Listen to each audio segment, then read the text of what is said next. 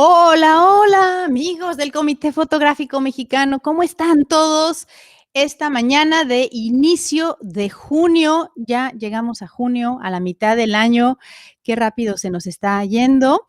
Ayer, en teoría, era el cierre de Haz Clic con México, pero ya sé cómo somos todos, nos gusta esperarnos hasta el último momento para subir las fotografías, para decir, no, pero es que yo quiero participar y yo quiero subir fotos. Entonces decidimos darles 10 días más, 10 días más de extensión para que suban sus fotos. Todos los que ya están inscritos, muy bien por ustedes. Si quieren todavía cambiar alguna foto, ahorita que tienen una retroalimentación y dicen, no, mira, voy a tomar apuntes y darle últimas pinceladas a mi foto, bien por ustedes también. Tienen hasta el 10 de junio. El 10 de junio, sí o sí, se cierra, ya no entra una foto más, así que no se estén esperando, ya no va a haber extensiones, pero sí queríamos darles esta oportunidad extra. Así que 10 de junio para que todos suban sus fotografías. Y bueno, pues estamos llegando a la recta final también de los bootcamps. Esta es la penúltima transmisión, la teníamos que haber hecho la semana pasada, pero tuve una emergencia familiar y se me complicó muchísimo, pero Dan estaba puesto con muchas ganas de platicarles acerca de sus fotografías y la verdad nos pudo reacomodar, así que toca retroalimentación el día de hoy con Dan McClanahan y el día de mañana a las 10, hoy nos adelantamos un poquito por el horario, por el cambio pero el día de mañana a las 10 de la mañana es retroalimentación con Jerry Jones. Jerry nada más va a estar retroalimentando fotografías de bodas, que qué bueno porque andamos un poquito flojos con las inscripciones de bodas, así que de eso se va a tratar el día de mañana, pero aparte nos va a dar muchísimos tips muy buenos que yo creo que nos van a servir para todo el tipo de fotografías que vamos a manejar. Entonces, mañana tenemos a Jerry Jones. Pero el día de hoy tenemos a un súper invitadazo que tuve el privilegio de conocer hace unos años en mi visita a Australia. Él es Dan McClanahan. Él está en Estados Unidos, Iowa, y ganó medalla de bronce en la categoría de paisaje. Es todo un personaje y además es alguien de que quiero contarles un poco, es esto bello de participar en concursos de fotografía que te permiten ir a la premiación, bueno, cuando no había pandemia, y viajar por todo el mundo, porque es alguien que no hubiera conocido yo si no fuera por Click, por la Copa Mundial, y es alguien tan cálido, con tantas ganas de compartir, tan talentoso, creativo y demás, que bueno, cuando le toqué la puerta le dije, oye, ¿me ayudas a inspirar a México, a nuestros fotógrafos? Me dijo, claro que sí, Marian, ahí estoy. Y bueno, pues está aquí con nosotros. Ya vi que Maricruz ya se conectó desde Miami. Saludos. Y váyanme diciendo desde dónde nos están viendo. Tenemos muchas fotografías, así que me voy a ir muy, muy rapidito para que les toque a todos, porque como estamos en el cierre, ahora sí todos subieron fotos. Entonces, bueno, Dan McClanahan, su mero mole de la foto, lo que mejor sabe hacer es la fotografía comercial y de retrato. Eso es más que nada lo que él se dedica. Mucho lo hace en estilo fashion, de su tipo de foto, pero como hace un poco de todo, pues se fue por la medalla en la Copa en la categoría de naturaleza. Así que tiene muy buen ojo para la foto. Tiene 10 años como fotógrafo profesional y además, como les digo, le gusta viajar por todo el mundo. Así que les pido que me ayuden a darle la bienvenida a Dan McClanahan. Y va a estar con nosotros en un segundito. Aquí está. Y déjame que le prenda el micrófono. Listo. Hello. Hi, Dan. How are you? Welcome to our bootcamp. Very well, very excited to have you with us. I'm happy to be here. Our Thank you. backgrounds kind of match. We Yes. look good together. They were really good. I'm so excited. I was telling everybody how I met you in Australia and how one of the greatest gifts that photography in particular, working for World Cup and what have you, have given me is to meet people as talented and as charming as you. So I'm really, really feeling very blessed to have you with us. Well, thank you.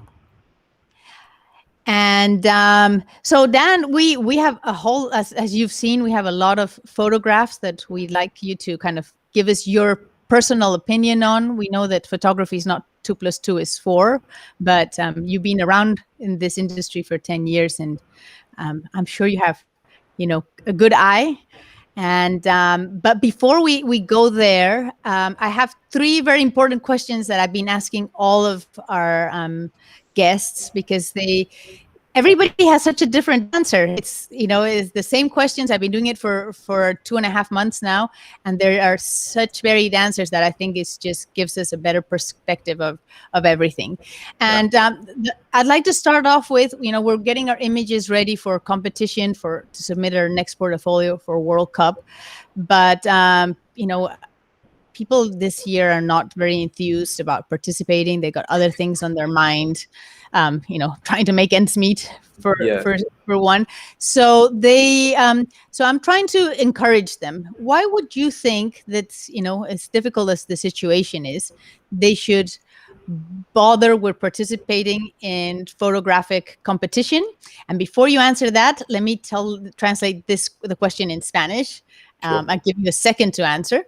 Y bueno, vamos a empezar como todas las semanas con estas preguntitas que les hacemos a todos nuestros invitados, las 3 preguntas que le hemos hecho a cada quien, pero cada uno me da respuestas un poquito diferentes. La primera pregunta es, ¿por qué todos ustedes que están preocupados en ver cómo pagan la renta y de dónde sacan dinero, se deberían de preocupar en también mandar fotos a competencia fotográfica? Entonces, a ver, ¿qué nos dice Dan?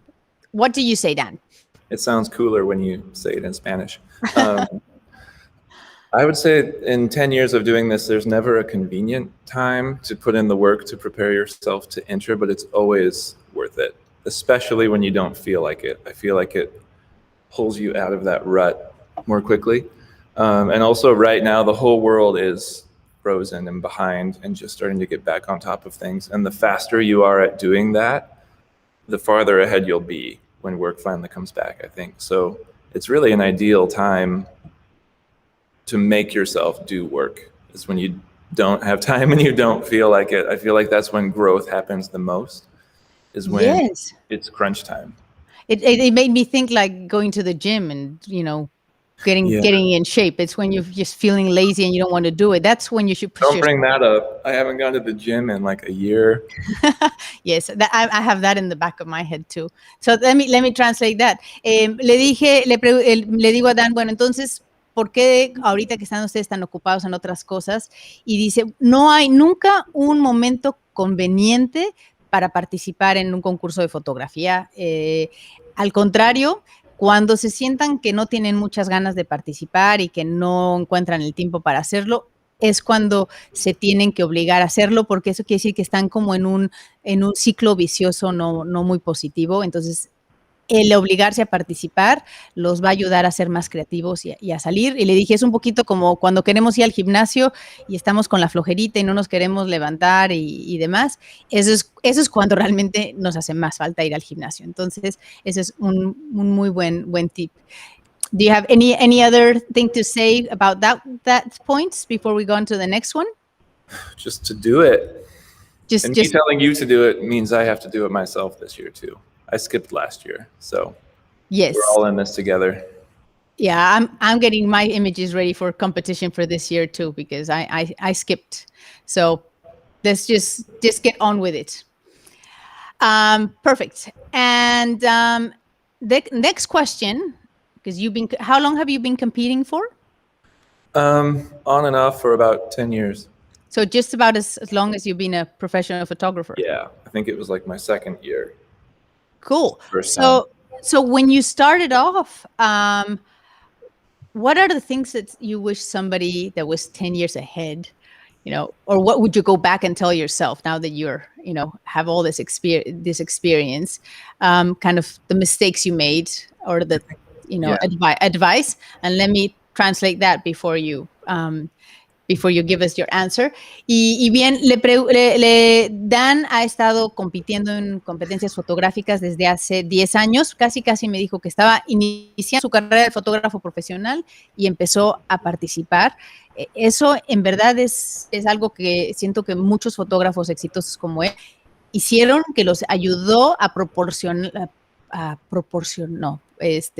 impulsar, estoy tratando de buscar la palabra correcta, pero impulsar su trabajo fotográfico.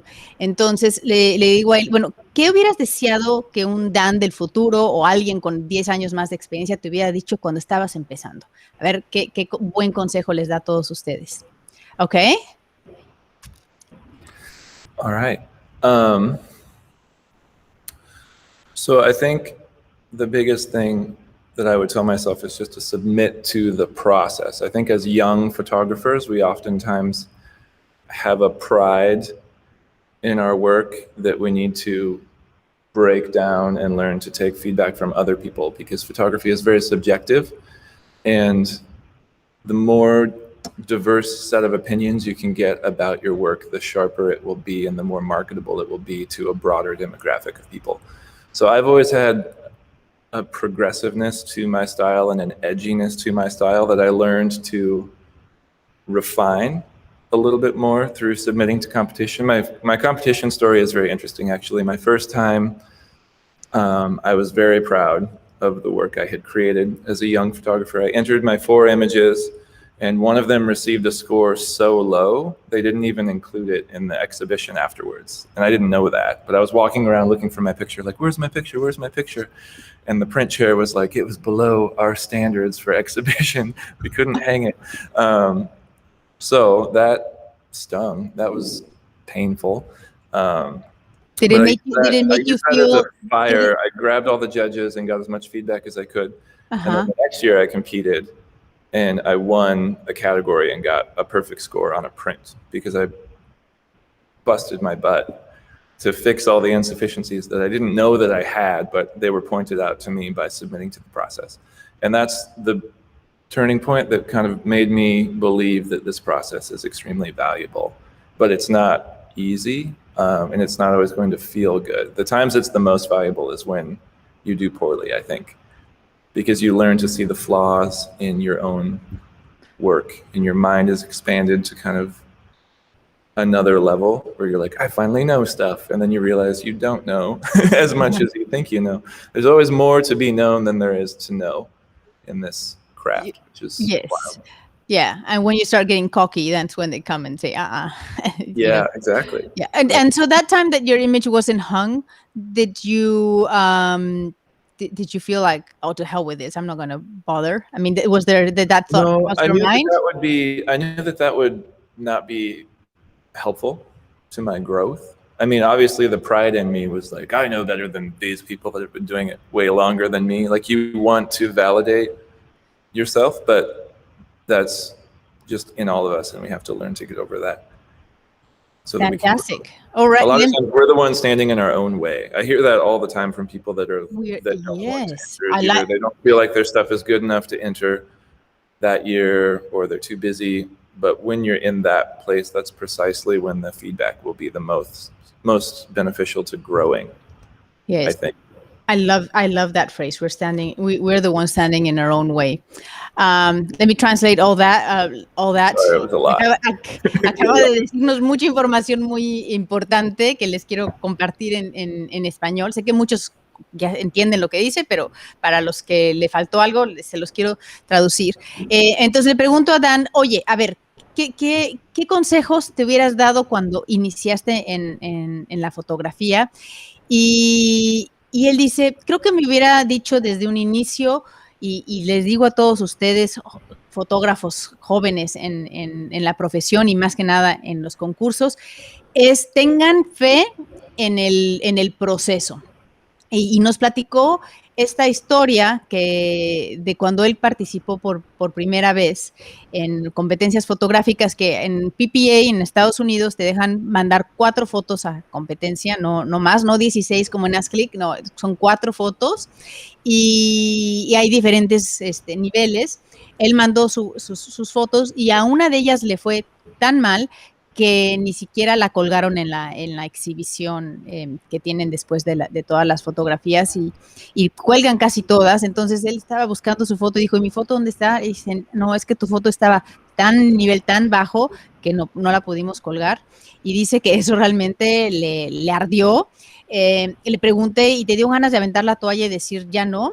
Me dice, mira, un poco me pegó en mi ego porque yo ya me sentía muy bueno para ese momento, pero no, dice, me picó las ganas de querer aprender más y al año siguiente mandó fotos a competencia e incluso una de sus fotos se ganó la calificación perfecta de 100. Y eso fue lo que lo ayudó. A veces dice que aprendemos más de nuestros errores, aprendemos más cuando nos va mal en una foto que cuando nos va perfecto. Pero él dice que también es un poco de un ciclo, que a veces cuando él siente que ya está muy bueno y se empieza a sentir muy, que llegan y lo tumban y le vuelven a poner los piecitos en la tierra. Entonces, que el participar lo ha ayudado a crecer, que él tiene un estilo de fotografía un poco, pues especial, medio excéntrica tal vez, y que el participar en competencias, aprender las reglas, lo ha ayudado a refinar su fotografía. Y bueno, pues nos vamos con la última pregunta, que se ponen muy buenas y seguimos con Dan. Dan, these are fantastic tips that you're giving us. So the final question before we go to the feedbacks is, like we said before we started the transmission, this has been a rough year for all of us, and so in Mexico, different to the United States, we don't have as much government support, and everybody's struggling. So, but what things have helped you just keep afloat as a photographer, keep your craft going?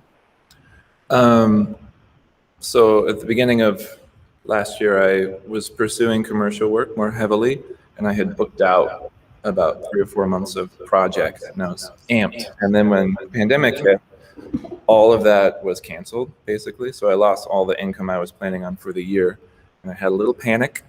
And then I analyzed that work wasn't going to come back, but there were other markets I could tap into. So I don't know if you guys do this in Mexico, but here, when you graduate from high school, you do a big photo shoot to commemorate that phase in your life. Kind of like a quinceañera. Did I say that right? Except yes. You're 17, basically, right before you go to college. And I created a series of packages that had minimal touch points. So I made some photo shoots people could book online, and it was all automated. And then the only time I had to see them face to face was for the photo shoot. So I was an early adopter of wearing a mask and sanitizing surfaces and kind of making everything as safe as possible so people felt comfortable coming to do these photo shoots. And in order to push it and get people to book right away, for the first, I think it was 10 people that booked them, I gave them a free bonus 30-minute creative shoot. And I didn't know how this would go, but I announced it on a Friday, and then by Monday I had booked about 15 of these photo shoots.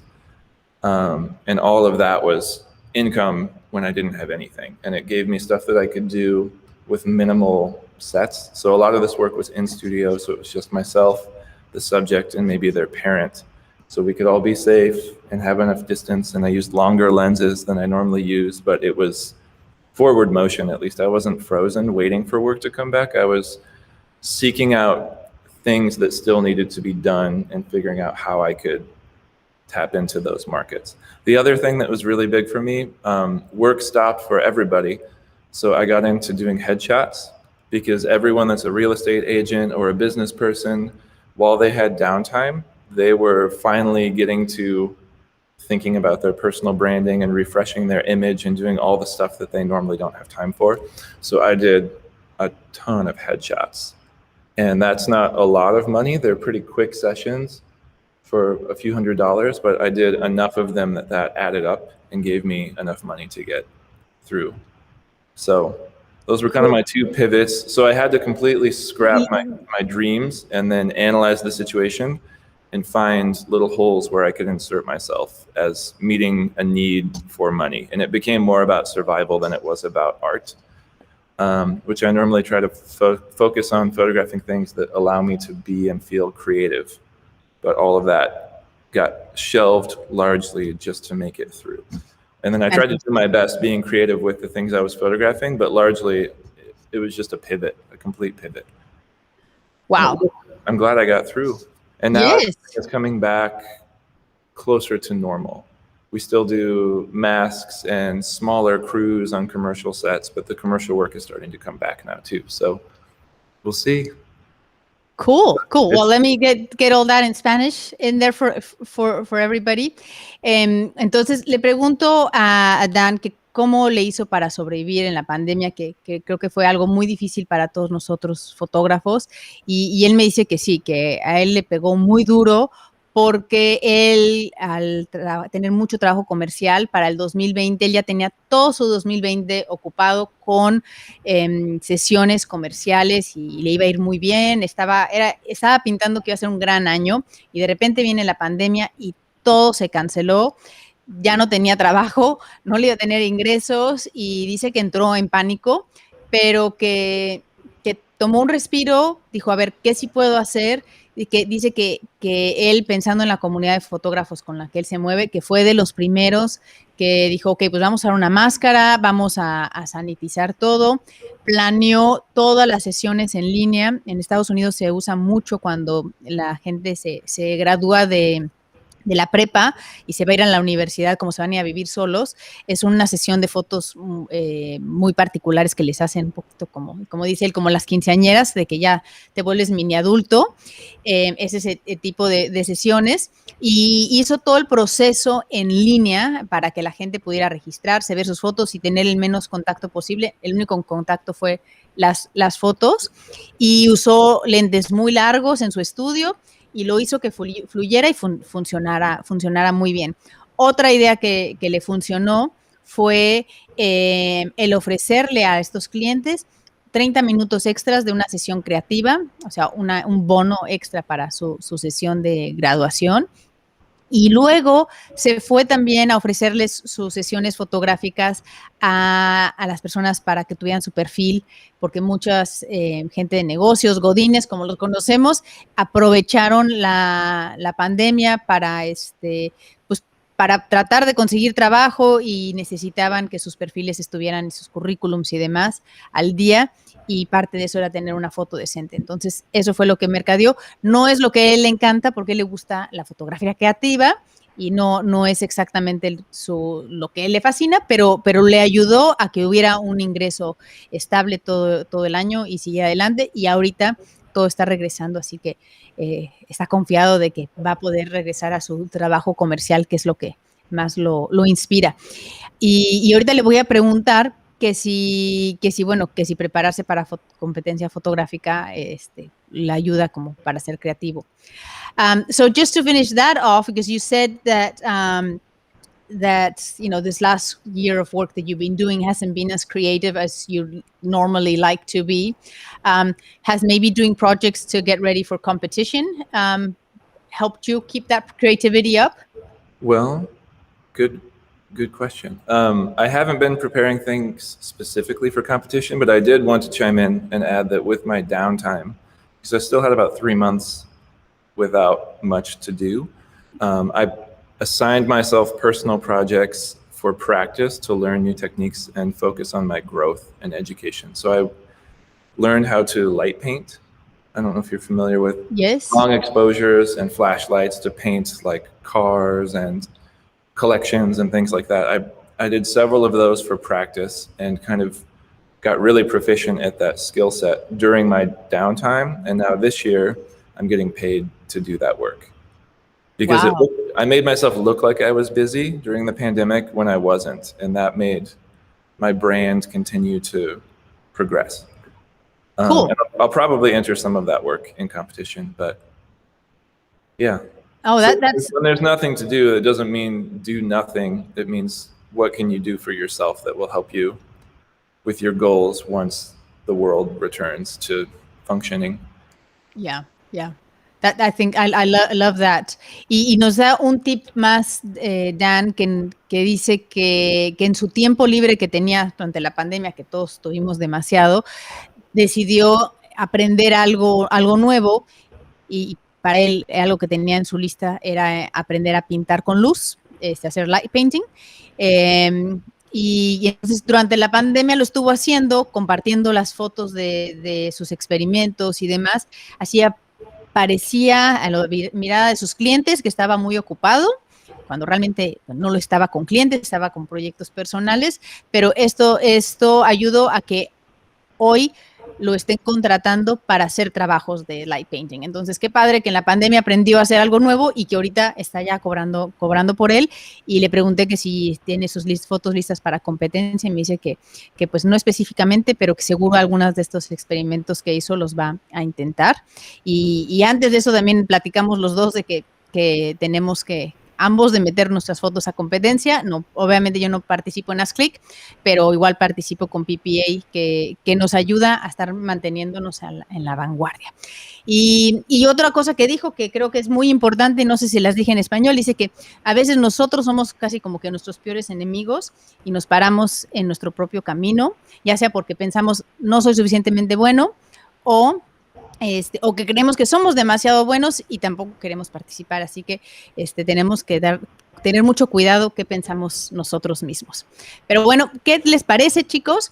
Si ahora nos vamos a la siguiente parte de este BootCamp, después de estas grandiosas respuestas, y vamos a ir con las retroalimentaciones. Estas fotos son de la gente que ya está inscrita en AskClick con México, ya están listos para subir sus fotos y quieren nada más últimos consejos. Y tenemos muy, muy buenas fotos, hemos tenido muy buenos comentarios de los jueces, así que vamos a ver. So we're going to go on to our next section, and this is the feedbacks. I think this is the fun Sweet. part. Y me da mucho gusto en lo que voy poniendo las fotos, de ver que ya están todos conectados. Maricruz, vamos a empezar con una foto tuya que se nos quedó de la semana anterior. Carlos Carrillo, ya vi. Margarita, Vero, Sherry, ¿cómo estás? Gilad, Yolo, qué gusto, me da mucho gusto ver que se están conectando, mandando saluditos, ayudando a compartir, porque vienen unos tips muy, muy buenos. Váyanme diciendo quién anda por ahí para que también les mande saludos. Mira, Guillermo también. Fantastic. I was just saying hello to everybody that's watching and hello. Excited to hear the feedbacks, Dan. So let's show. We have our first image. All right, let's do it. Let's blow it up. And let's put it big screen. Okay, cool. First, I'll say there's a lot of really beautiful work in this folder that you sent me. So you guys are doing a great job. But I will give you, some of this might seem kind of nitpicky, but after competing for 10 years and listening to my own work and other people's work be judged, I'm going to kind of judge this stuff similarly. Yeah, so that's what we need. That's where the growth.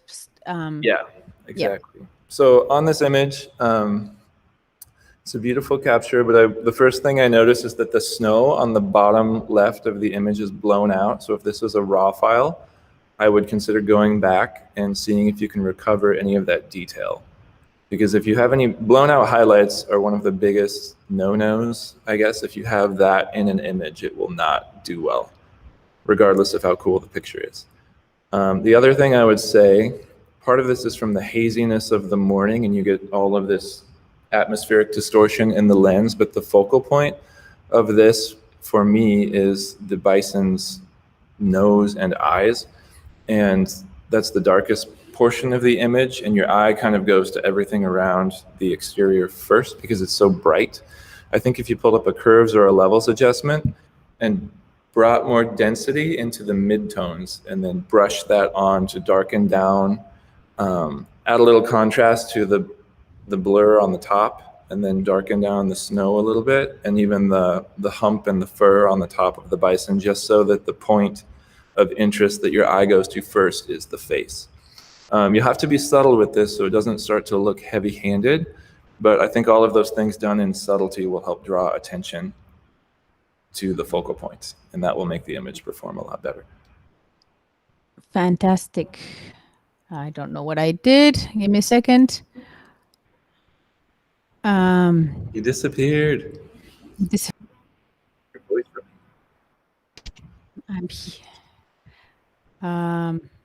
There we go. And I disappeared the image. There we go. Perdón, es que normalmente me está ayudando Josué con esto y hoy no me pudo ayudar, así que estoy yo solita. Y les voy a traducir lo que dijo Dan a español, que creo que lo que nos está diciendo va para todos, no solamente es para esta foto de Maricruz, creo que nos sirve a todos. Primero dijo que hay fotos muy, muy buenas en el portafolio y estoy de acuerdísimo con él, pero que va a ser un poquito fuerte y brutal, o sea, va a ir al punto porque lo que quieren es aprender y crecer, entonces les va a decir cómo pueden mejorar sus fotos. Entonces, en esta foto de Maricruz, que la voy a volver a poner en grande, nos habla de que toda la parte de abajo de la nieve, nos falta detalle y textura en los blancos.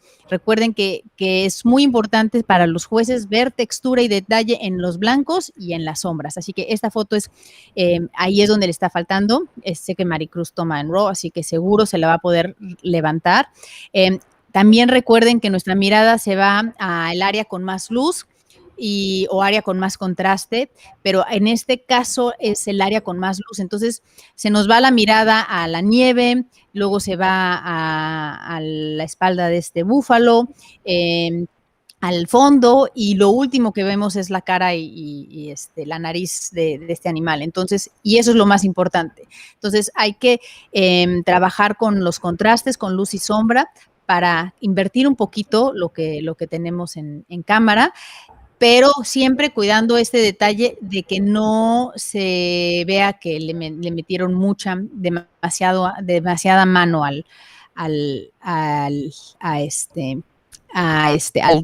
la fotografía. Y bueno, nos vamos con la que sigue, esta de foto de Hilario. Can you see the image? Yes. Okay, perfect. Awesome. So I love this image. It's stunning. It feels like I'm on another planet. I would say looking at it smaller, like looking at an image full screen, you kind of get jaded to some things that might be issues with it. So it helps me to shrink it and make it smaller, like maybe send it to your phone and look at it on your phone screen, and you'll view the composition from a different perspective, basically. And when I view this image small, the little thing on the bottom left that has some texture to it, I don't know what it's called, sea cucumber, coral reef, whatever it is, it gets a little bit too dark for the composition. There's just a lot of black space in that bottom left corner of the screen. I would bring a little more detail back into that, which again could be done with levels or curves in the midtones, just to make sure that there's enough detail in there that you can see it when you view it small. But keep it obviously much darker than the shrimp that we're looking at, because the contrast on that shrimp is awesome. And I wouldn't change the composition. I think it's a great composition, other than the tonal issues that prevent my eye from flowing through it more evenly. Fantastic. Y Hilario, esta foto ya la has trabajado bastante. He visto que los consejos de los jueces los has estado siguiendo. Así que muchas felicidades. A Dan le encanta y creo que todo el mundo que ha visto esta foto nos ha fascinado. Últimos pinceladas antes de que ya la metas finalmente haz clic, es en el lado izquierdo, hay áreas de no sé, como dijo Dan, como pepino o alga marina, lo que sea, donde se fue completamente a negros y perdimos toda la textura. Entonces, es nada más tal vez recuperar eso un poquitito sin que se ilumine demasiado, porque ahora sí lo lograste. El actor principal de esta fotografía es el camaroncito, así que bien logrado. Ya es la última pincelada y lista para que nos represente. All right, next one. Cool. I love the angle on the bird and the composition with the cropping where the wings are on the top right and bottom left corner is fantastic. The one thing I noticed that bothers me is it looks like the bird was extracted to maybe add the sky behind it or to tone the bird. But when I look at the bottom, specifically where the feet are, there's a fringing, like a white pixel fringe that goes around the feet and gives away the fact that there was work done there. So I would clean up the edges, which you could either do manually, you could clone them out, or if you still have the mask, you could go in and clean up the mask with a brush, but you'll have to zoom in pretty close and do that work by hand to make sure that it blends nicely. But that's a problem with Photoshop's masking tools. If you don't zoom in and refine things precisely by hand, you leave trails that give away the work that you've done. And that's always a red flag that will prevent an image from doing well. A lot of times I think they stop the image from doing well so that you'll have a chance to rework it and then submit it again so it can do better next year. But other than that, I love this shot. It's really beautiful. Fantastic. Derek, no sé si andas por ahí, pero y nos comentes si lo que está viendo Dan es lo correcto. A veces también esto que le habla sucede en postproducción, así que ya tú sabrás. Pero nos encantó el ángulo de esta ave, la composición, es en verdad muy bien logrado. No sé si fue una sola toma o como dijo Dan, que la reacomodaste, ya vi que ya apareciste por aquí, pero lo único es irte ahora sí que con lupa todo alrededor del pájaro, en particular él lo está viendo alrededor de las patas, que se ve casi como si estuviera un poquito pixeleado, y ese tipo de detalles son cuando la foto es mejor, te las digo a todos, cuando ves una foto como esta de Derek y dices, wow, qué toma, qué composición, qué todo, y ves unos detallitos ahí pixeleados, como un halo alrededor, te la tumban luego, porque un poquito como que les da coraje a los jueces de decir, se le fue ahí, pero también creo que otra cosa que dijo Dan es muy cierta, a veces te la tumban para que te la tengas que volver a trabajar y la puedas volver a enviar en otro año. Entonces, aquí nos dicen que fue una sola toma. Entonces, yo creo que tal vez fue a la hora de trabajarla, convertirla a blanco y negro. A veces también sucede que sale como un halo entonces, revisa tu proceso y ve dónde sucedió ese halo alrededor del pájaro. Tienes la luz detrás de él, así que nada más revisar ese detallito.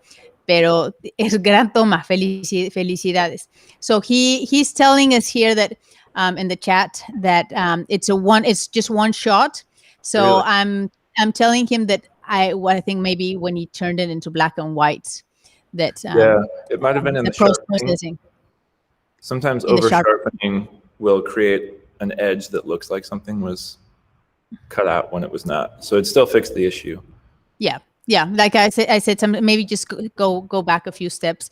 I also feel that judges, when your image is really good, if they find a little detail like that, they're like, oh, you know what you're doing, but you just messed up here, and they're like, like you said, they'll fixate on the imperfection. Exactly. Rather than acknowledge what's great. So, pero muy bien, Derek, felicidades, detallitos, pinceladas, y vámonos para adelante con esa. All right. One more image here. This is a bit more of your style, right? Yeah, this is very lovely. I'll point out a couple things. One is probably an accident. The flower on the top right of her head, there is some white background showing through. So you can either crop that or clone it.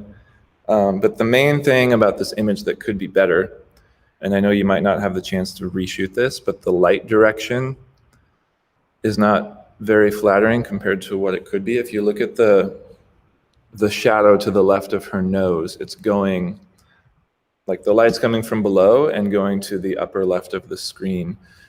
Generally, for lighting on an image like this, you want to bring your light higher, your main light, so that you get a shadow underneath the nose to create a loop for either loop lighting or Rembrandt lighting, and that way it will sculpt the face with a little more beauty and dignity.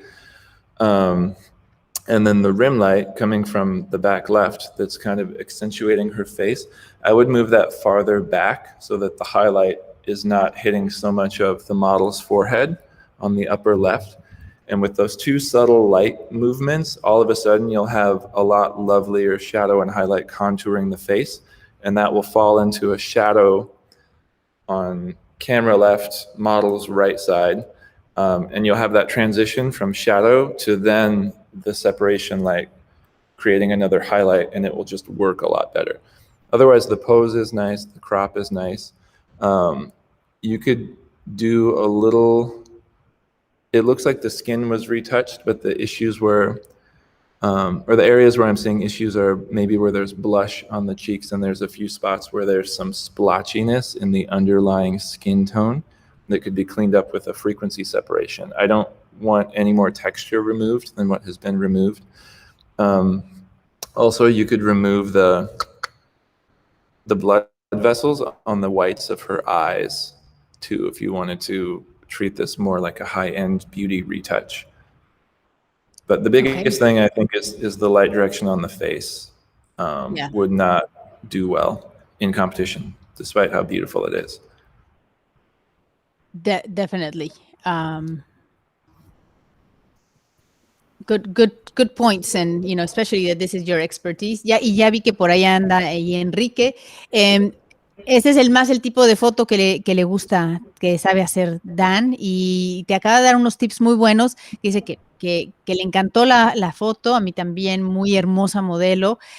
Aquí ya nada más hay unos detalles en lo que es la dirección de luz para hacerla perfecta, que tal vez pudieran lastimarte a la hora de mandar la competencia, y que, bueno, si tienes oportunidad de volver a tomarles fotos a la chica o hacer otro tipo de fotos, es algo importante que saber, y es el ángulo. Si vemos la sombra que hace la nariz, si la luz estuviera un poquito más arriba, esa sombra caería más abajo y haría lo que llaman loop lighting, y la sombra quedaría debajo de la nariz. Eso hace una luz y una fotografía mucho más elegante. Y del otro lado, la luz que le pega donde está su mano, si la hubieras puesto un poco más atrás, pegaría también un poquito en el fondo y no sería una luz tan fuerte. Eso es algo que, bueno, no se puede arreglar en postproducción, es algo que tengas en tu arsenal para la próxima vez que tomes fotos, que sé que haces mucho ese tipo de fotos, Enrique. En cuestión ahorita editar esta foto para que esté mejor, arriba se te fue una pincelada que se ve un pedacito blanco en la parte de arriba del cabello de la chica a la hora del recorte.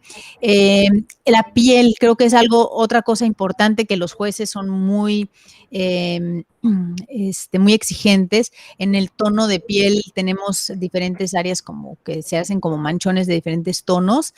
Les gusta un tono de piel bastante uniforme, pero como dice Dan, tampoco les gusta una piel plastificada. Entonces sí les gusta ver textura, es nada más el tono el que le gusta, que hay que emparejarlo un poquito. Y si ya quieres ser un poco más exigente con esta foto, hay unas cuantas venitas en el ojo rojas, lo harían que se viera como de un nivel más alto de fotografía de moda. Entonces, pero muy bonita modelo, bonita toma, son ajustes que van de algo muy bonito, bueno, a algo superior. Entonces, y sé que cada año está creciendo. ¿Ya? I'll make one more suggestion on this too, if you do go to photograph this again. The color of the blue and the pink is so lovely. If you put a gel on your background light, the light that's giving the rim on the face, and maybe try to play off of that color harmony a little more, that'll kick this up a couple notches. Or if you had a third light and you could splash a color onto the background so it wasn't just flat gray, it had maybe a gradient of color that would help make that harmony communicate stronger. Great. And then that would make it, like you said, look more high-end fashion. Yeah, exactly. Right? Y Enrique dice, si te animas a volver a tomar esta foto o algo similar, que también trates de jugar con un gel con los tonos de las flores que están muy padres para el fondo y que no se vea un fondo gris nada más plano, sino que le agregues otra dimensión y se vea más, más high-end, o sea, más una fotografía de moda de alto nivel, ¿no? Pero bien hecho, muy buena fotografía, nada más aquí es estos detalles para que sea todavía mejor. Y bueno, nos vamos con esta de paisaje de Shiloh. Shiloh, cool. Oh, I don't know where this is, but I want to go there now. This is wonderful. Beautiful. The dynamic range is captured very well. The one thing I noticed just from photographing landscapes myself, it looks like a polarizing filter was used on the sky, and polarizing filters oftentimes will put a weird gradation on the sky that's not smooth across. So if you look at the sky here, it's brightest on the left and on the right, and then the middle where the peak of the mountain is, it goes really dark. That is from the polarizer, and that's something you just have to fix in Photoshop or in post-processing.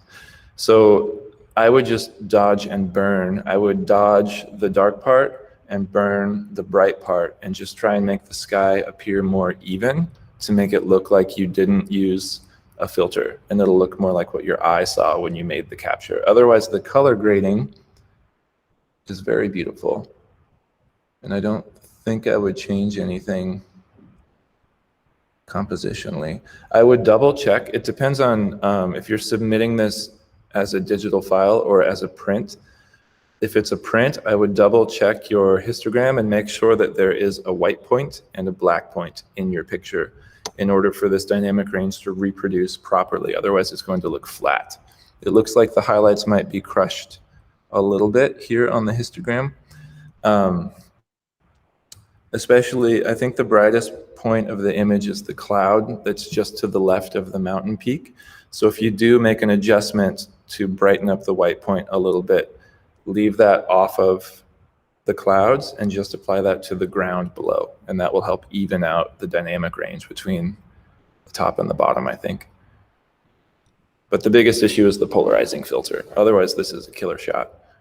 Great, great. Shiloh, felicidades, en verdad, qué toma tan espectacular. Dan dice que cuando vayas otra vez que lo invites porque está increíble. Cuéntanos dónde es, si estás por aquí, platícanos.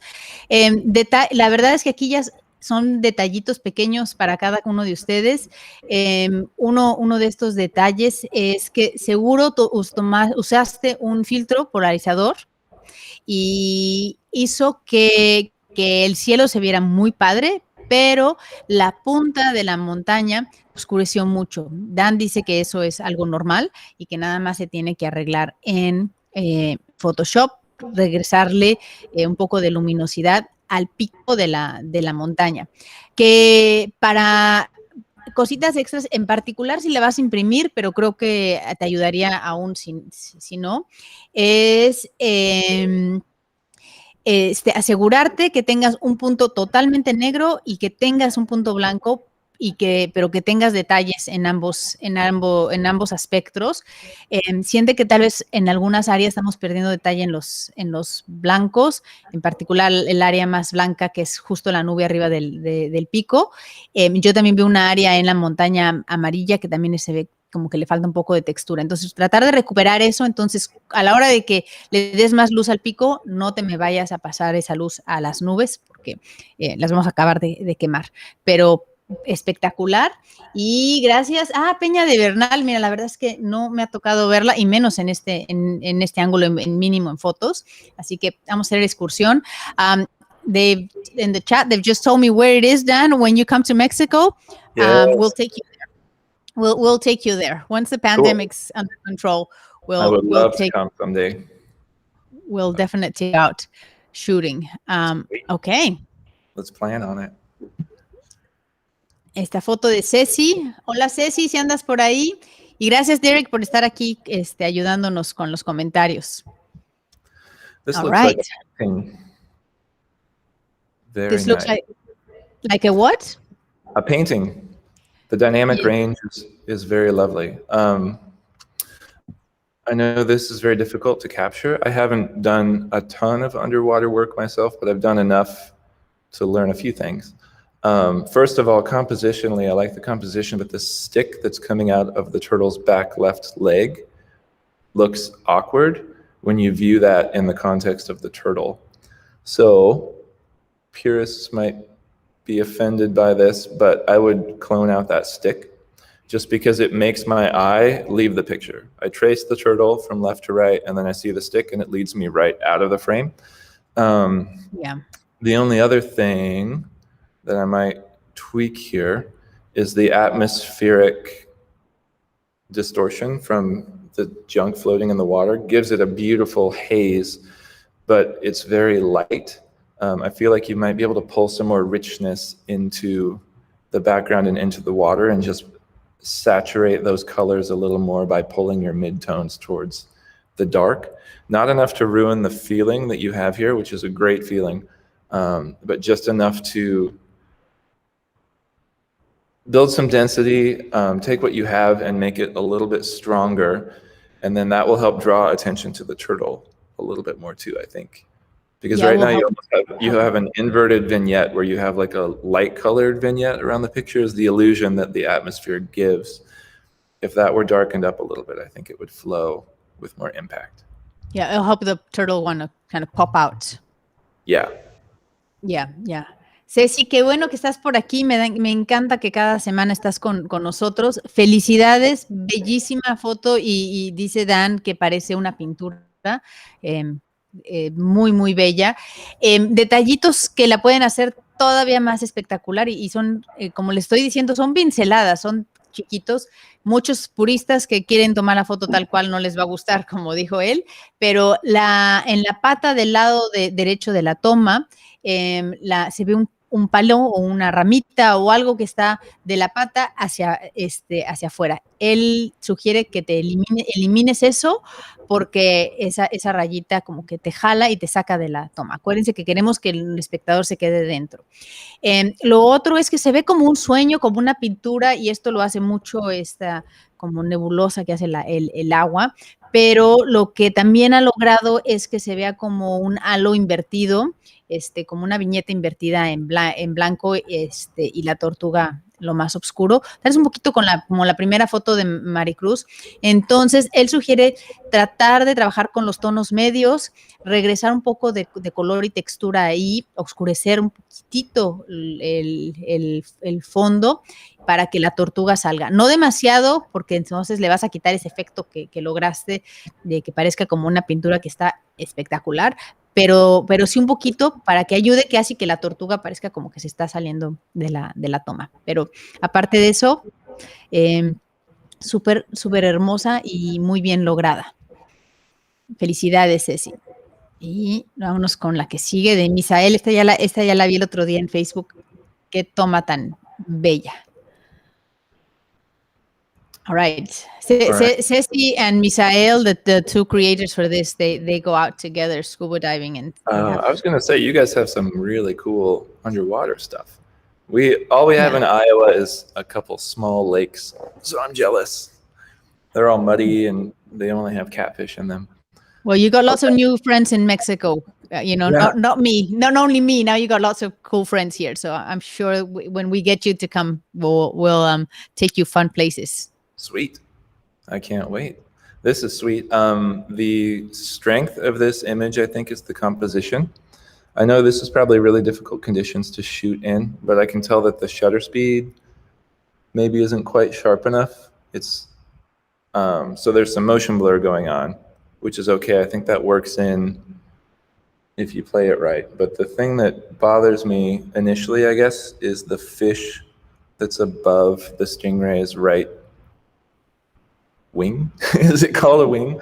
I know it was really there and it kind of adds some depth, but to me this is a portrait of the stingray and that almost looks like a growth on his arm or something that distracts from diving into the symmetry of the pose. So I would remove that. I also might consider cropping. It looks like this was cropped, like the stingray is tilted one way and the waves are tilted another way, and this was cropped maybe trying to meet those two in the middle. might be worth playing with reorienting the crop.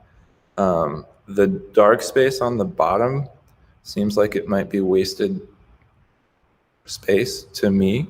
You could maybe play with making this a little more asymmetrical. If you crop off the bottom and have it almost be all this water that creates these cool swoops leading into this stingray. And then the fall off to the dark, I guess it depends on the application of the image. This would be a cool like album cover or something.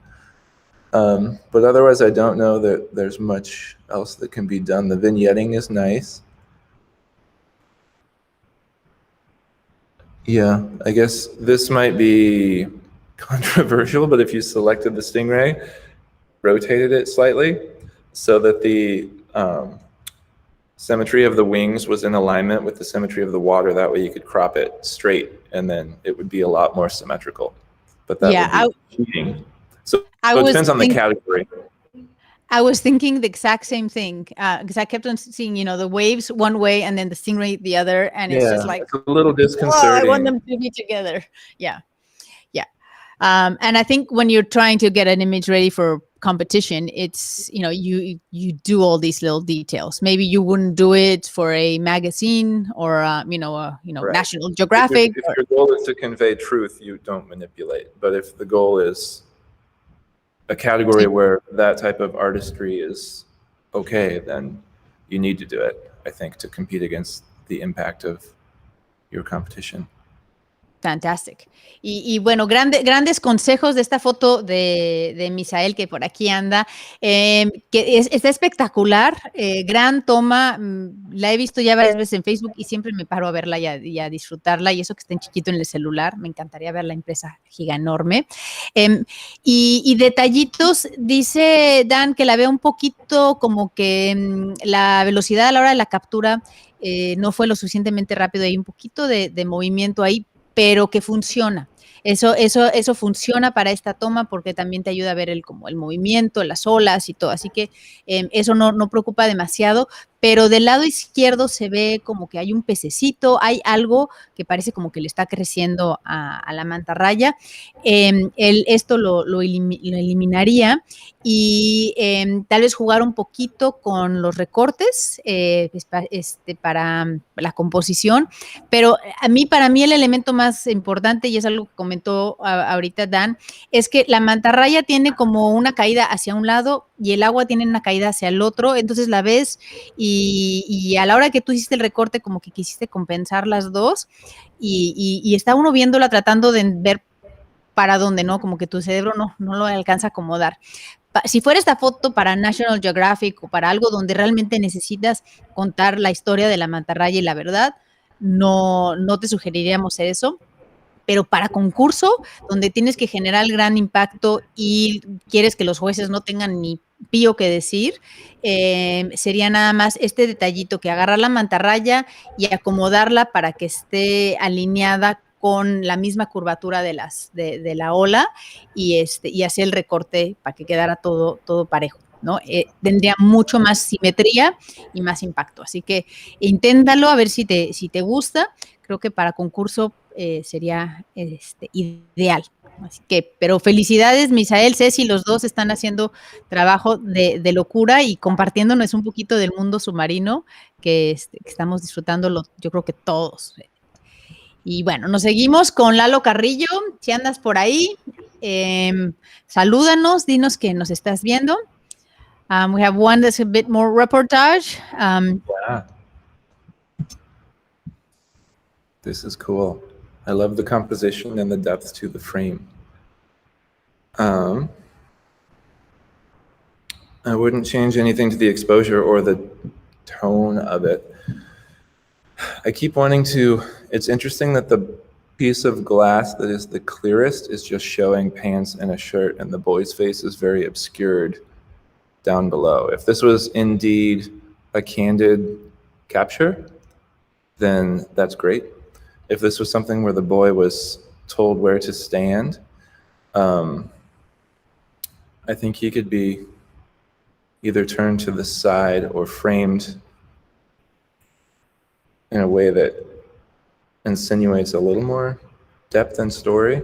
However, his look being fogged over and kind of spaced out is very telling. It's got a lot of impact as far as the story goes. Yeah. I don't want to change anything to it. Yeah, me neither. You know, and it's hard with a reportage image. It's just like, Yeah, I think the composition is good with the curtains and how it just kind of draws you in. right. Yeah. Well, nothing on my end either. So good job, Lalo. And reportage is one of those categories that you can't do very much either. So Right. it either works or doesn't work. Maybe black and white, and that be it. Yeah, this would be stunning in black and white. However, I love the color. I guess the only thing that bothers me color-wise is the green hanger on the left. All the other tones harmonize as kind of jewel tones, and that green is like Ninja Turtle green. It's very distracting. Yeah. I'm not going to blow this one up. I'm actually might just go back to another photo because you know what Facebook's like with nudes. And I don't want them to say, oh, here's a nude, bye-bye to the transmission. So I'm just quick look. Les voy a enseñar a todos de qué foto estamos hablando, pero voy a cambiar porque ya saben que Facebook no le gusta que tengamos esta foto de un embarazo de Mario Trebla. Muy buena foto, pero vamos a quitarla para que no nos vayamos a tener problemas con los algoritmos de Facebook. Se las regreso al final para que nada más vuelvan a ver los comentarios. Ya. This is a very different maternity photo. Yeah. Mary, in your competition, do you guys have image titles to accompany the image? We don't, because we follow World Cup rules. Yeah. And as we have people from all over the world submitting their images, we would have a mess with the titles, because there's titles that don't translate from one language to the other. Oh, that's a good point. It would help so much, but yeah, we don't. Because the only thing, so this is the lighting and the post-processing is extremely well done. It's very lovely. And I don't know, I've never seen a maternity photo like this, and that's why I asked about the title, because it might help communicate why she's hanging from ropes. I guess to me it seems a little bit odd because I haven't seen anything like that before. It's almost communicating like pregnancy is a prison or something that you're waiting to break out from. So I'm not understanding, I guess, what the creator is trying to communicate by choosing to hang her from ropes. And that's the only gray area to me. Otherwise, within the context of what's happening, the pose is really lovely. The light's really lovely. For being a singular light source, if you wanted to make this more dramatic, you could split it into a main light that's coming from camera right to give short light on her face, and then a rim light that's coming from the back left that would accent her belly with a little more shape. And that would make this have more dimension. But I don't think there's anything wrong with the way that it's captured with the singular light, especially the dodging and burning in the retouching is really well done. So good work, Mario. Good work. I'll just show it one more time, just so that everybody can see what we're talking about.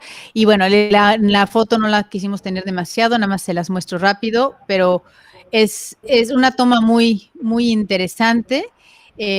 Buena toma, Mario, y nos dice Dan que bueno, que él hubiera sugerido tal vez hacerla con dos luces para darle un poco más de volumen al vientre y dimensión, pero que no hay nada malo con la toma que hiciste de esta toma. Así que genial, creo que cuenta mucha historia, te hace pensar y meditar mucho acerca del embarazo, una toma muy diferente, así que felicidades.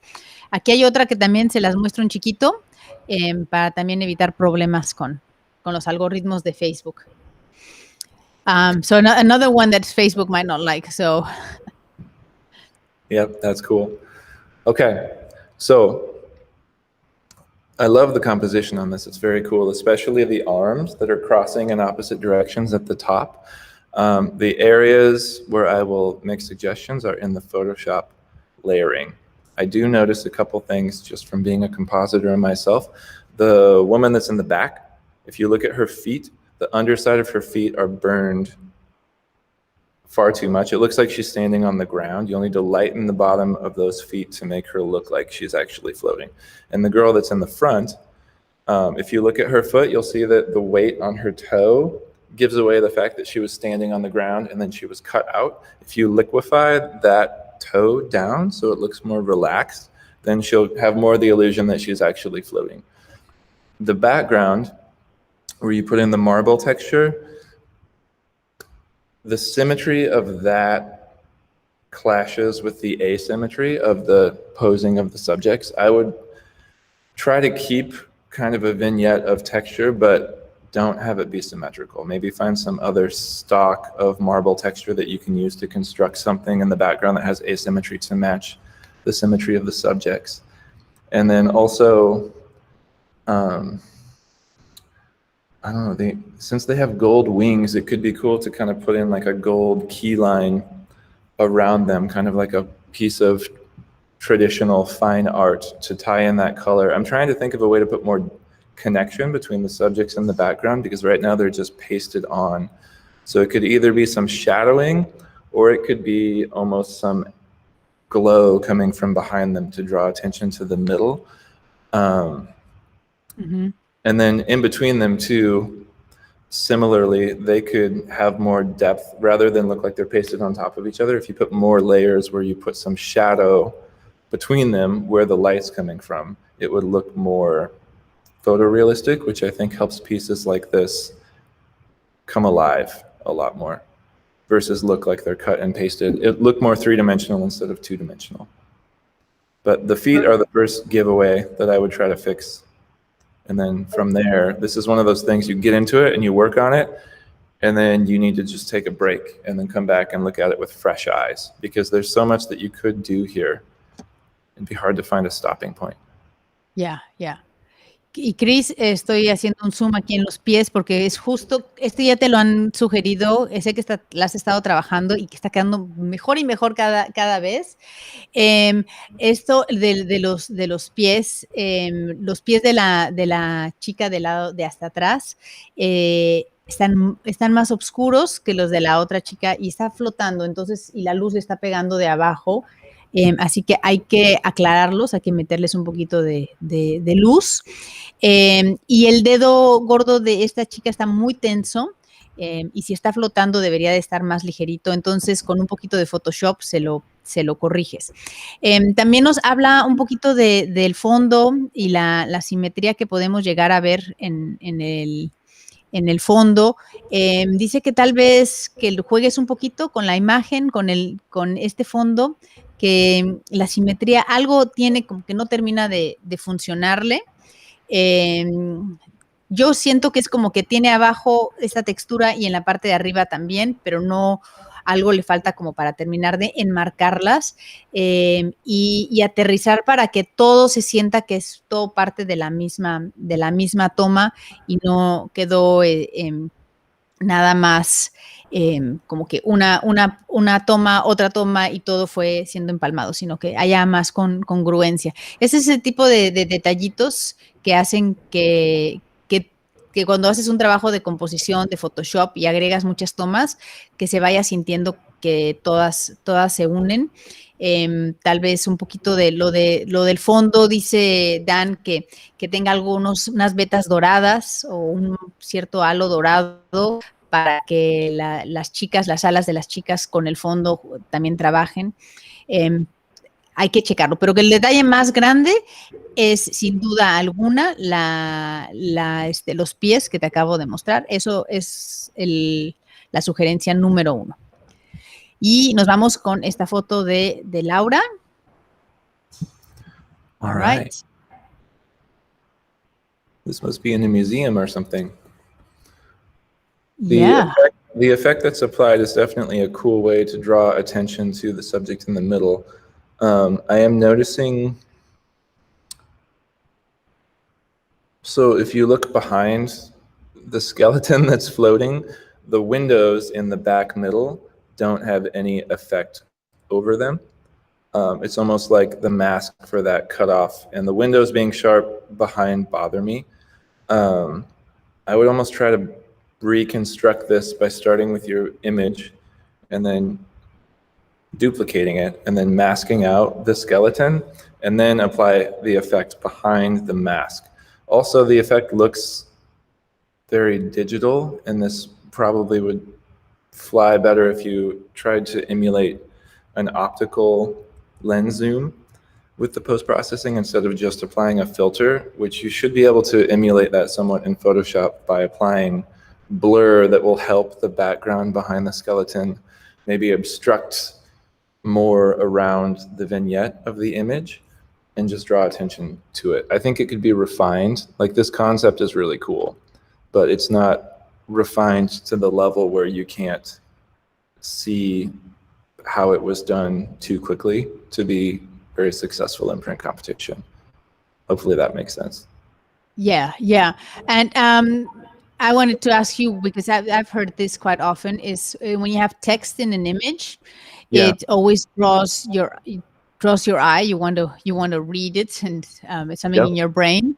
And unless the text is something really important, they for print competition particularly, they recommend not having it. What's your feeling here?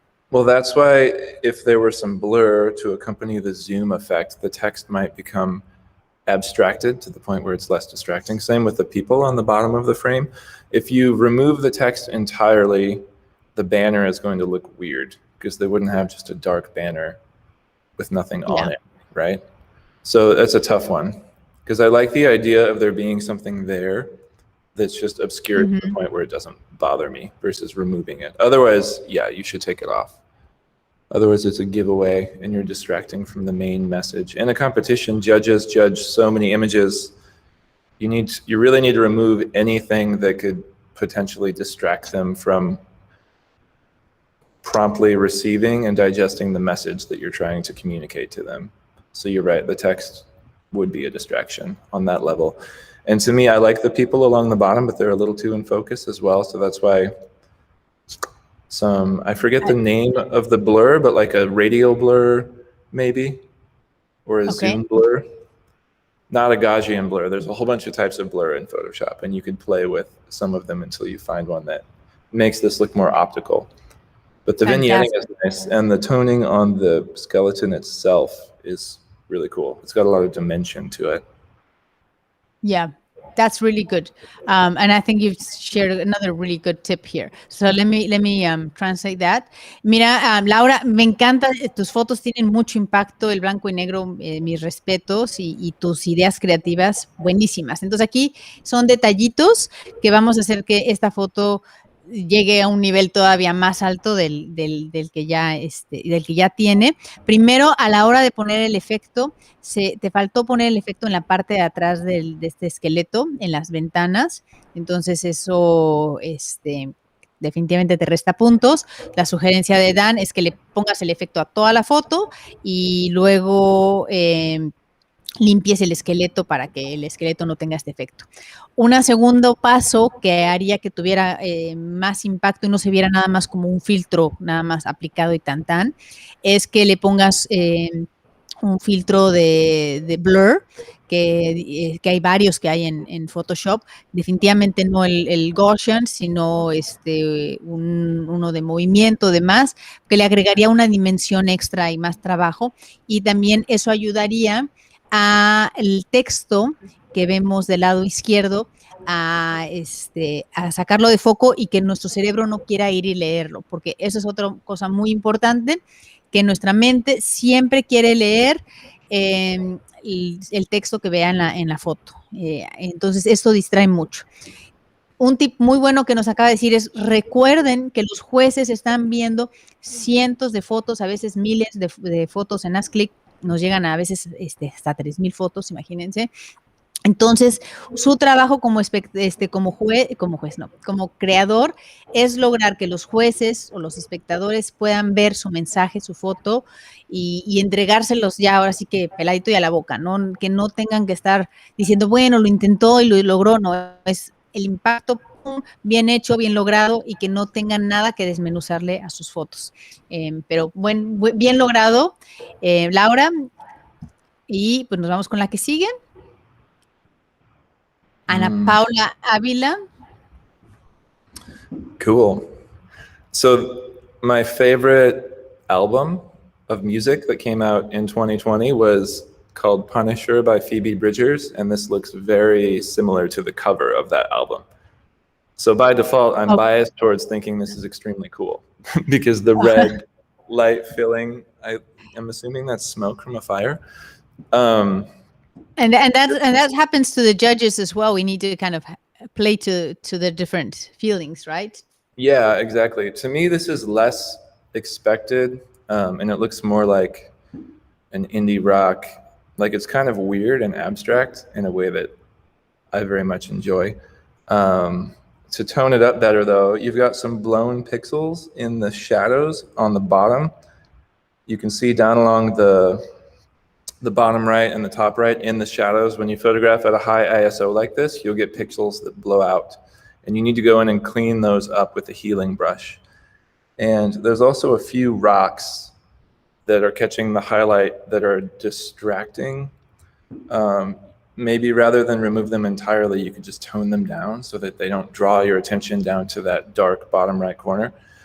When I'm looking at this and I squint, compositionally from the left, there's obviously the smoke stream, and then there's the stream of the Milky Way coming in above it, and then there's the light on the ground. So it's almost like three lines leading into the same spot. I think in the stars, if you pulled up or pulled your blacks blacker and made the background of the stars go more of a black to match the black on the ground below, that'll make the stars pop more and draw attention to those three shapes. You've got this really strong vignette in the bottom right, and I want to mirror that in the top right. And also I think the blacks on the ground are maybe a little bit strong. I think you could pull some of that back in the midtones just so you have detail in the whole picture. And then remove the distracting rocks. You can tell by squinting which ones those are, or if you flip your picture upside down, that always helps me see stuff in an image that's distracting that I don't notice when I'm viewing it normally, but then you flip it and all of a sudden you go, oh, that's distracting me. And then I would finish this off with like a film grain, make it look like film, because that's what it feels like to me. It's like organically weird. So I think fantastic. That finishing would help it come alive. Also, Google Phoebe Bridgers and look at her album art because you'd like it. Ok, Phoebe Bridges. Entonces dice Dan que su álbum favorito que salió el año, was that last year, the album that you said? Mm-hmm. Yeah. Fue de Phoebe Bridges, no lo conozco, así que ya nos dejó tarea de que busquemos este artista, pero que el cover de su disco muy parecido a esto. Entonces, de entrada le encantó la foto por esto, Ana, le llamó mucho la atención, y sí, parece como portada de disco. Detallitos que podemos hacer para que tu foto sea mejor. Tenemos áreas en la parte de abajo muy negras donde estamos perdiendo textura. Hay que recordar que siempre hay que checar el histograma y tratar de recuperarlas un poquito. Y lo contrario, en la parte de arriba, lo del cielo, él sugiere tratar de oscurecer esa área un poco más para que el cielo se vea más negro y haga que las estrellas resalten más. Y aparte, tengo más balance entre todo lo oscuro de la parte de abajo y el cielo. También que vayas y que limpies un poquito unas cuantas piedras que como son muy blancas a la hora del reflejo de la luz que le está pegando a la imagen, esta luz, que brillan mucho y distraen. Acuérdate que hay que quitar todos los elementos distractorios porque nuestra mirada se va al área con más contraste, con más luz. Esos pinceladas últimas. También que cuando estás tomando fotos de noche con un ISO tan alto, hay que recordar que a veces se nos revientan algunos píxeles y esos nada más hay que también ir en postproducción. Es normal, pero hay que ir en postproducción y limpiar estos píxeles reventados que se llegan a ver. Y finalmente, cuando hayas terminado de hacer estos ajustes, que le pongas un filtro de grano para que parezca como fotografía tomada de manera análoga, porque es el feeling de todas maneras que ya lograste con la foto, entonces darle ese último toque para que todo embone y se vea junto, pero una toma muy, muy interesante de portada de álbum, definitivamente. Felicidades, Ana Paula. And going to our next one, we're getting close to the end. Luis Padilla, I've just saw that he's online. Luis, bienvenido. Esta toma está muy divertida. This is a fun image. Yeah, what a cool moment. I love the composition with all the space leading into the fight, the fish fight. I also noticed right away that the treatments, whatever kind of sharpening was done on the water splashes, looks weird. It makes it look like a pencil drawing instead of a photograph. If you zoom in, you'll see what I mean. I think that that's probably from using a type of sharpening like a topaz or something. I would revisit that and tone that down because that diminishes the impact of the composition. I think you could pull off the effect you're looking for with less sharpening and using Photoshop's built-in sharpening. And then the other thing I would say is the lines of the tree reflections in the water in the background are really lovely. I think you could build density in those by deepening your midtones. And then that would help your composition go towards the fighting birds.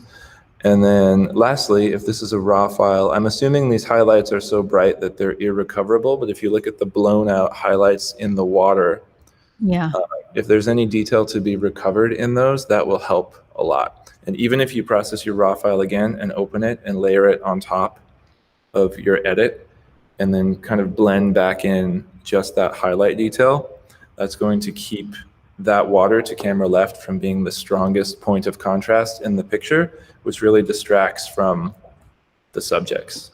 Otherwise, the moment is fantastic. And now I'm hungry for fish.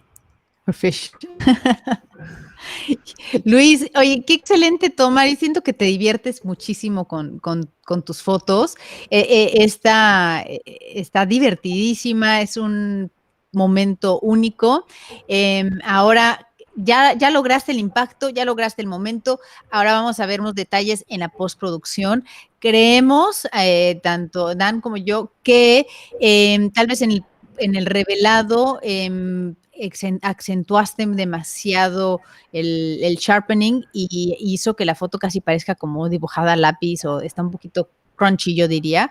Entonces, que trates de revisar esto y tal vez bajarle un poco a ese proceso que hiciste. La parte de atrás, las sombras de los árboles en el agua que se ven como unas líneas, ¿dónde está aquí? Como unas líneas dibujadas, que esas las trabajes un poquito en los tonos medios para regresarles un poquito de densidad y le va a dar más profundidad a tu imagen. Y finalmente, en el agua que está justo detrás de los patos, están un poco perdidas el detalle en las luces altas. Entonces, no sabemos si lo tomaste en RAW, si lo puedes recuperar, si te vas a la toma original.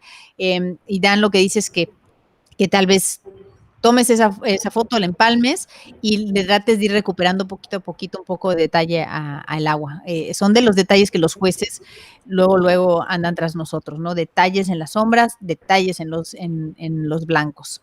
Pero excelente, la composición muy buena, bien, muy buena toma, Luis, un beso con mucho cariño, me encanta verte tan clavado y que nos compartas la vida silvestre como lo haces. Muchas felicidades.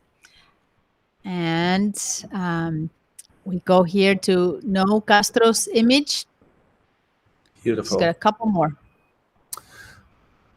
So bear with me on this, but I think this image would be stronger if it were flipped so that you have the ocean on the left and then you're leading up into the sun. The sun. On the upper right.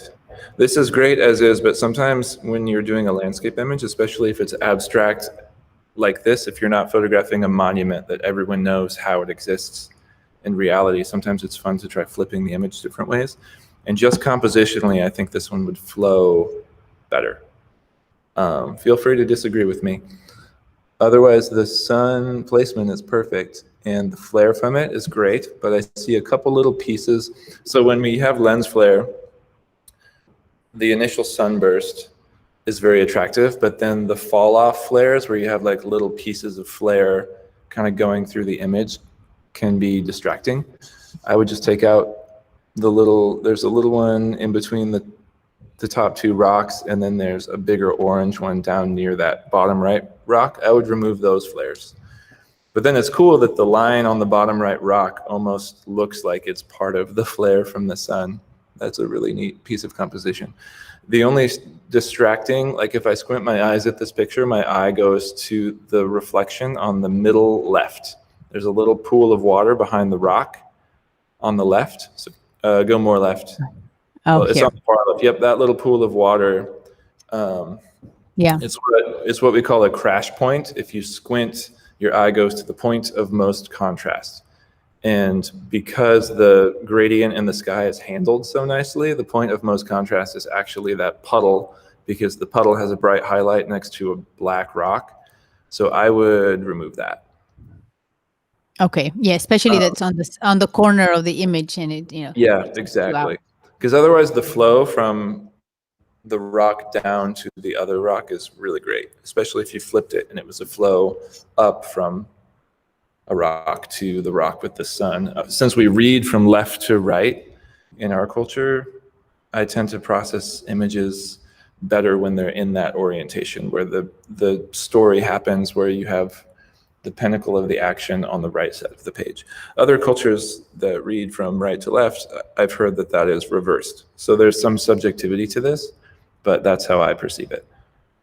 Okay, and the low flare, the flare that you're talking about is this one on this rock here, right? Up at the top, on the left? No, that one didn't bother me. It's in the sand. If you go down a little bit, follow the contour, go right a little bit. There's a little one farther to the right. Further right? Right there.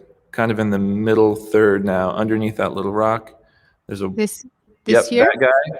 And then if you keep following that line down past the next rock, there's another flare. And go down a little bit. If you go down a little, there is the orange piece right there. Oh, I hadn't seen those. I definitely see what you're talking about. My eye was analyzing the cascading of the sand and following that curvature because it's very lovely, and the light direction on it is nice. But then when you run into a piece of flare, it interrupts that flow, and it is very distracting. Definitely, that's good points. And only a landscape photographer would pick those up. If you only do portraits like I do, I wouldn't have not been able to pick those up. So very good advice. All right, let me translate all that. Emilio, estoy viendo por ahí que nos está diciendo, estas retroalimentaciones son para la gente que está inscrita en Haz Clic con México. Si ya estás inscrito y te perdiste ser parte, mándanos un inbox y vemos cómo te podemos ayudar antes de que mandes tus fotos. Va para todos, mándenos inbox si quieren una última ayuda con tus fotos. Pero bueno, voy a ir con la traducción aquí. Nos dijo un punto muy interesante que si están viendo, hice un zoom a la foto. Hay unos puntitos del reflejo del sol que le pegan a la arena en un par de puntos aquí, donde no sé si puedan ver mi cursor, una manchita de luz, y hay otra manchita de luz que se ve aquí. Eso, un fotógrafo de paisaje se las puede decir que en concurso no le va bien. Ahora que lo estoy haciendo zoom en grande, ya las estoy viendo. No las veía al principio. Cuando ya sabes lo que estás buscando. Entonces, esos dos él los eliminaría. Del lado izquierdo tenemos un charquito que también jala la atención por ser un área brillante porque está pegando el sol y justo en la orilla y rodeado de tanta oscuridad. También sugiere Dan que lo quites, Noé. Y otra sugerencia es invertir tu fotografía. Para fotografía de concurso es algo recomendado a veces invertir, hacer un flip de sus fotografías, porque a veces se leen mejor, la composición es mejor, especialmente si no estamos hablando de algún monumento, obelisco, algo conocido, que te van a decir, no, eso lo invertiste y ya se note que lo invertiste, ayuda a que se lea muy bien, igual en rostros, en poses y demás. No lo harías para cliente porque le cambias la fisonomía, pero para concurso también. Esto va un poco a lo que nos platicaron en otra de las retroalimentaciones, de que antes, ya que tienen su foto lista, jueguen con los recortes, no se queden con el recorte original, traten de hacerla paisajada, cuadrada, inviértanla para que vean las diferentes lecturas y a ver cuál les gusta más. Puede que los convenza de que la primera es la perfecta o encuentren una sorpresita guardada por ahí. Entonces, intenten eso. Pero aparte de eso, muy, muy buena toma, ¿no? Son unas pinceladitas igual extras. Y Emiliano, mándanos, porque ya esta es la última retroalimentación y el cierre de las fotos fue ayer, entonces, para retroalimentaciones, entonces sí te nos quedaste fuera aquí, pero yo fascinada de ayudarte un poquito si puedo, ¿va? Entonces mándanos un inbox y yo veo cómo te puedo ayudar. All right, next image. I was telling them, well, I'll go to the next image, that Don McGregor, I'm sure you know him. He was on the feedbacks at the beginning, and he was telling us that when you have your image ready for competition, before submitting it, he said, try different crops, try mirroring it or inverting it. You might find a surprise and something that you like, or you might just be more convinced that your original one was the right choice. But he said, Right. never just stick with one crop and without fiddling around with it. That's good advice. So the compositions that do the best are the ones that are original and the most striking. And oftentimes when we're making a capture, we're so locked into the way we're used to capturing, you don't see what it could be until you make yourself try it. So I find myself stuck in boxes, and I'll rotate things and try different crops, and maybe I hate them, but that's how I find my best work. It's the stuff that's a little more unique than the traditional cropping with rule of thirds. Like, judges see that all day. Anytime you can deviate from that, it has a lot more impact.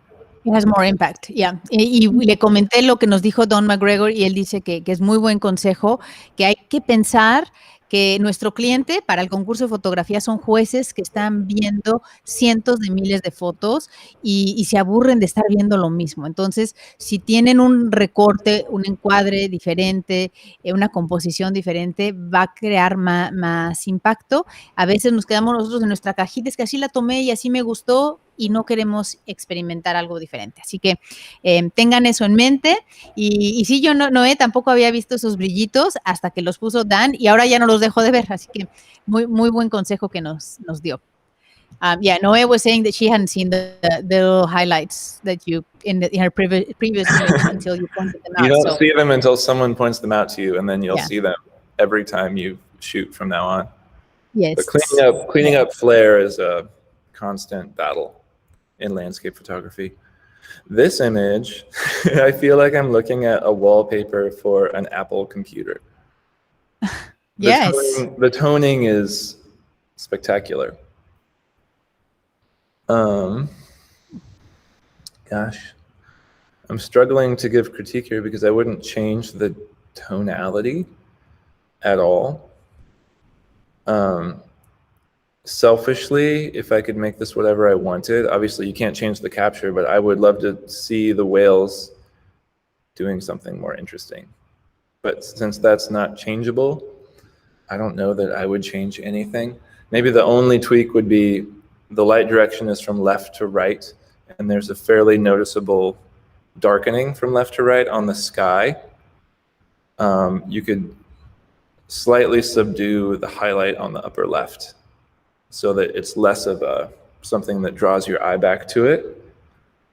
Okay. I still want it to be brighter on the left than on the right, but you could minimize the contrast between the bright side and the dark side, which I think would draw attention into the water, Like the mountains and the light on the water are the strongest parts of this image, because the tonality on those two objects are wonderful. That's it. Sorry, I don't have anything profound to tell you, Carlos. This is beautiful. Fantástico. Carlos, muchas gracias. Y nos dice Dan que esta foto podría ser así como las que pone Apple en sus protectores de pantalla, muy, muy hermosa. ¿Qué puede ser tu foto que ya está hermosísima, tenga aún más impacto? Seguro estuviste en esta posición, en este lugar mucho rato. Tal vez le encantaría ver que las orcas estuvieran, no sé, haciendo algo más divertido en otra posición, que tal vez se le viera la trompa a una de ellas, no sé. Si a mí también como que digo, ¿y qué más hicieron? ¿Brincaron o algo más? Entonces, si tienes algún otro movimiento de ellas, genial, la toma está hermosa. La dirección de la luz, la textura en las montañas, en el agua, muy bien logrado. No podemos esperar menos de ti. Tu trabajo es bellísimo. ¿Cómo la podemos hacer un poco mejor? En el cielo, el sol claramente está en la toma del lado izquierdo. Bajarle un poquitito la intensidad para que el contraste del lado izquierdo al lado derecho del cielo no sea tan dramático y ayude con esta suavidad de tu imagen.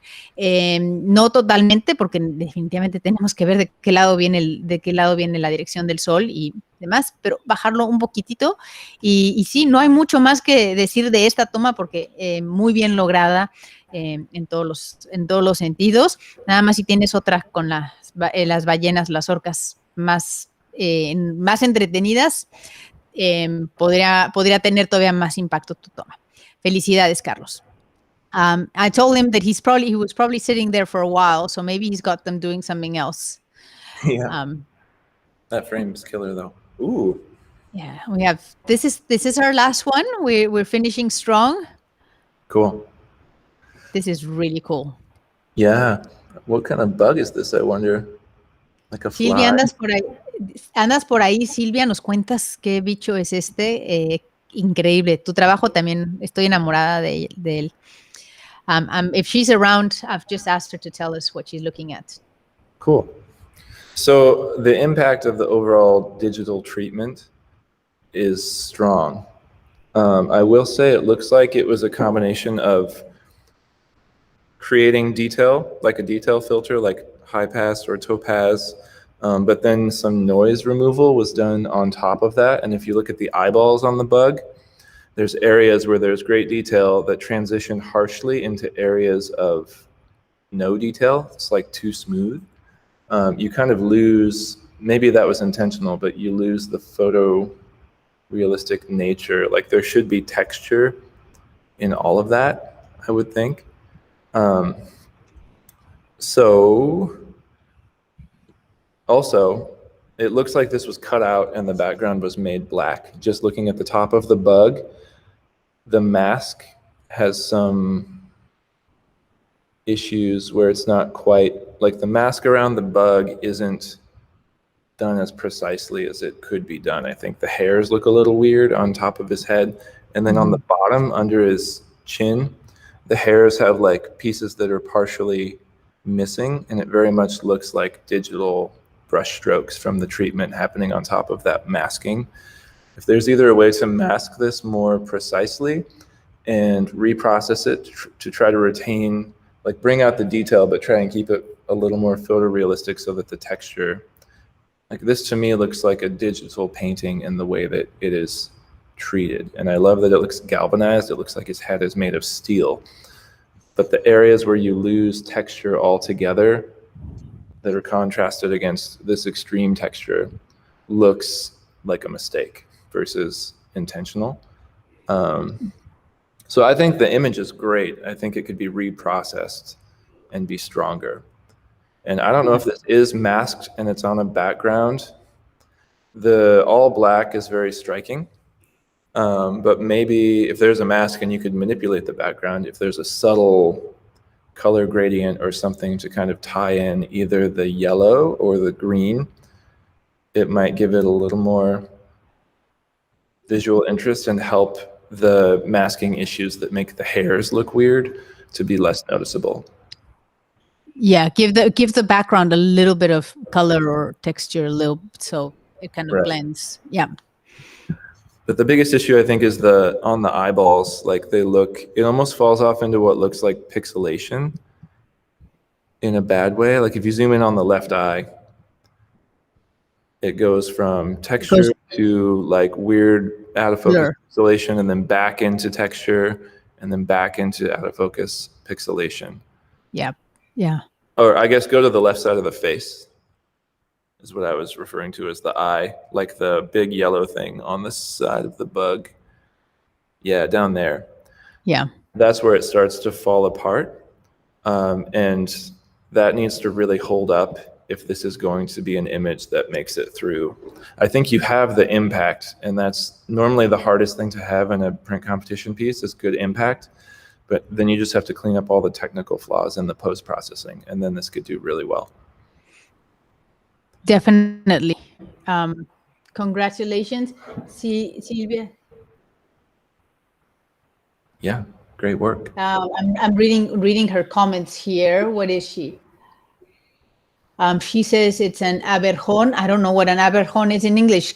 Silvia, ¿tienes la palabra en inglés? Porque ahora sí mi traducción no me va a ayudar para contarle. Y sí, tienes unas temitas de edición y demás.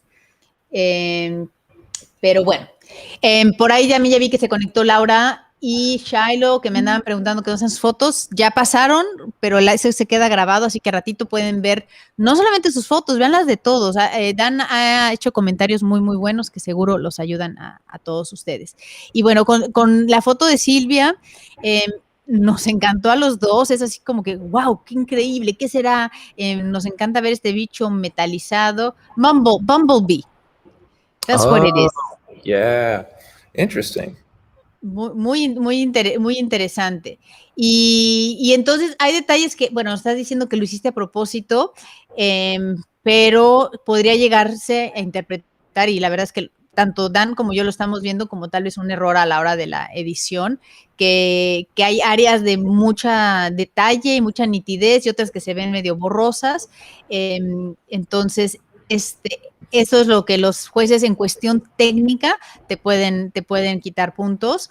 El fondo negro le da mucho impacto porque lo hace que brinque, pero está como muy negro. Tal vez meterle algo de textura, un poquito de algo de color para que ayude a que el fondo tenga algo que ver con el bicho. Pero ya son detallitos de edición que hay que ver, que los jueces sí se meten a ver. No hacen lo que yo hice ahorita, de hacer el zoom y irse así, es tanto como puedan acercarse a la cámara, como ven de vez en cuando que se acerca Dan y casi vemos su nariz. Eso es como ven los jueces la foto, no hacen el zoom que hice yo. Eso lo tienen que hacer ustedes para ser más críticos de su trabajo, pero felicidades. Hay 2 que 3 que subieron foto, no tengo sus nombres para la transmisión de hoy, pero estábamos ya con 18 fotos y no íbamos a acabar. Aparte eran fotos de boda, así que les hice el favor de mandarlas a mañana con Jerry Jones, porque vamos a ver pura foto de boda mañana. Mañana no vamos a ver paisaje, no vamos a ver retrato, vamos a ver boda, boda, boda. Así que no sientan que me olvidé de ustedes, les hice un favorcito. En verdad que van a tener una muy buena retroalimentación. That was our last one. Cool. We did it. It's like a bit of a marathon. I've been telling them this is like a boot camp. I think it's for everybody. For us, for the photographers, it's just so much information in 90 minutes. Yeah, it's a good exercise for me too, to analyze things critically. But that was a lot of great work. You guys always have good stuff. I'm a fan. Thank you. Well, we are your fans as well, and I told you back when we went to Australia, and then life gets on the way and then pandemics happen, but we definitely would love to have you come visit us before too long. So hopefully we'll put together some kind of event. Jerry, who you have tomorrow, has been a big inspiration to me in my wedding work. And a fun story is one time we saw him speak, and he requested a couple from the audience to come up that he could put through scenarios and pose. And it was my wife and I that went up on stage. And he told us to do all this crazy stuff, and it was awesome. He won't remember who I am, I'm sure, but he's a good one. So Oh, That's what wow. that's So what photography live, is like. Yeah, live, he got you up. we saw him live in a big ballroom with several hundred people. And he was demoing posing and how he gives couples scenarios to visualize that help them get swept away in emotion, which is cool. Wow. Oh, that's really cool. I'll definitely come visit though. Jerry is a big inspiration for a lot of, especially I know for a lot of the wedding photographers. So we're really excited that he's taking some time off his busy morning to be with us, and we are very thankful that you're here with us, and that we got to meet through World Cup and have kind of kept up. So thank you. Yeah, we'll see each other again there someday. Yes. Well, with the kind of work you're doing, and you're everywhere, portrait and commercial work and wedding, I'm sure we'll see you in World Cup before too long. Well, thank you. Good luck, everybody. Thank you very much, Dan. I'm gonna just wrap this up, and then I'll say goodbye properly off air. So give me a quick second. Y chicos y chicas, con eso llegamos al final de nuestra transmisión con Dan McClanahan. Muy, muy contentos de las retroalimentaciones, de que cada semana los jueces, en verdad, nuestros invitados, nos están diciendo que el nivel de México está ahí arriba. Tenemos con qué, ahora nada más es ponernos las pilas. Como les digo, mañana a las 10 de la mañana, mañana miércoles 10 de la mañana, tenemos a Jerry Jones. Vamos a estar hablando de fotos de boda. No sé, ahorita vi por ahí alguien que dijo que subió su foto de la semana pasada. Philly, estoy que segura que ha de haber sido de boda, porque las de boda las cambiamos y todas las demás las vimos aquí. Si no estoy al pendiente, he hecho un ojito ahorita y estamos en contacto para darte algunos tips de tu foto, ¿va? Entonces, mañana los espero 10 de la mañana. Recuerden que extendimos, ayer fue el cierre, pero como ya los conozco a mi gente, hicimos esta extensión de 10 días más. Ya no hay excusas para que se me queden fuera, no hay excusas para que le den esa última pincelada a su foto. Y en verdad que no tenemos excusa para no ir por esa Copa Mundial y las medallas. Ya nos los han dicho por estas últimas semanas. Todo el mundo que tenemos gran nivel. Yo lo veo y creo que ustedes ya se la están creyendo. No hagan, que dice, no sean sus peores críticos, sus peores enemigos. Crean en ustedes mismos y sigan este proceso, porque los va a ayudar a crecer. Y bueno, pues eso ha sido todo por hoy. Me despido, les mando un abrazo con muchísimo cariño, mis mejores deseos, y nos vemos mañana a las 10 de la mañana.